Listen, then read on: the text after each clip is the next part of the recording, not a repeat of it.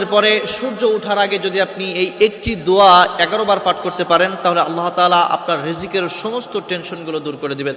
নবী করিম সাল্লাল্লাহু আলাইহি ওয়াসাল্লাম বলেছেন, যদি কোনো ব্যক্তি ফজরের নামাজের পরে সূর্য ওঠার আগে একটি দোয়া করে তাহলে তার কখনো রিজিকের টেনশন থাকতে পারে না।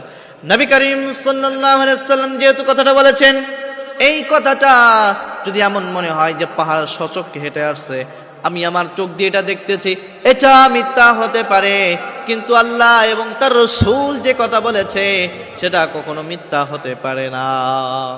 এজন্য আপনারা প্রত্যেকটা মানুষ ফজরের নামাজের পরে সূর্য ওঠার আগে এই দোয়াটা কেউ কখনো মিস করবেন না।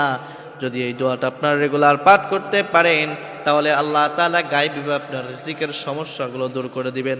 আপনার কখনো কোনো মানুষের কাছে হাত পাতা লাগবে না, সব সমস্যাগুলো আল্লাহ তাআলা দূর করে দিবেন।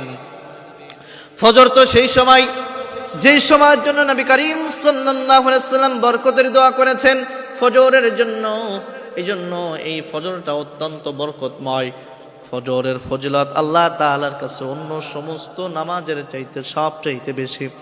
শুধু তাই নাই, ফজরের আগে যে সুন্নাত রয়েছে, এই সুন্নাত দুনিয়া এবং আসমানের ভিতরে যা কিছু রয়েছে সব চাইতে বেশি ফজিলতের। এজন্য আপনারা এই নামাজ কখনো মিস করবেন না।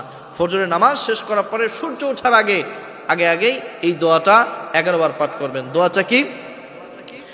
সুবহানাল্লাহি ওয়া বিহামদিহি সুবহানাল্লাহিল আযীম ওয়া বিহামদিহি আস্তাগফিরুল্লাহ। কত চমৎকার একটা দোয়া! সুবহানাল্লাহি ওয়া বিহামদিহি সুবহানাল্লাহিল আযীম ওয়া বিহামদিহি আস্তাগফিরুল্লাহ।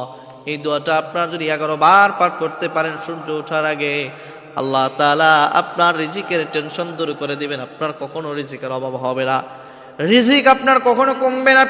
সব সময়ের জন্য আল্লাহ তাআলা গায়েবী ভাবে আপনার রিজিকের ব্যবস্থা করে দিবেন, আপনি নিজেও কখনো বুঝতে পারবেন না। এজন্য আপনারা প্রত্যেকে ফজরের নামাজের পরে সূর্য ওঠার আগে এই দোয়াটা 11 বার অবশ্যই পাঠ করবেন।